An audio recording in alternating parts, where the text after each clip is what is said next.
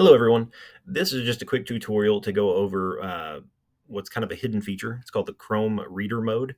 So what that allows you to do is strip out a lot of extra content from your web pages so that you can read it more easily. In combination with other accessibility features like high contrast mode, some magnification, it really helps any kind of user, not just students, focus on what you're trying to read on a web page. And this tutorial is really just how to turn that on. And really, all you need to do is click on plus sign to open a new tab. You just need to go to Chrome //flags. Now, in this menu, there are a lot of things here. If you're not comfortable with doing this, just skip this. If you start changing some things and you think maybe you mess something up, you can click on Reset All. Not a problem, but just be aware you can do some really weird things to your device in this menu. So don't recommend necessarily that you tell your students about it and let them do it themselves. If students need this feature, go ahead and turn that on for them, or try it on your own first.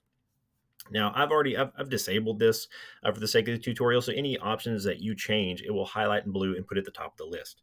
But since you don't have it enabled already, you're going to need to search for it. So you can just type reader in the top here. We can see here that I have enable reader mode. It's going to be set to default for you. But what you can do is change that to enabled or enabled available in settings. If you choose enabled available in settings, that's going to put it in your settings menu. So you can turn it off and on at will without going to the flags menu. I'm just simply going to change it to enabled. When you do make changes in the flags menu, you do have to relaunch your browser. Now, when your browser relaunches, it will reopen all the tabs that you had. So don't worry about losing anything unless it is some kind of application that doesn't auto-save your work. And now we can see that the enable reader mode is set to enabled. So with that enabled, we're going to close that tab. And now when we go over here, we see that there's a new icon in the top right-hand corner next to the bookmarks menu. There's a enter reader mode.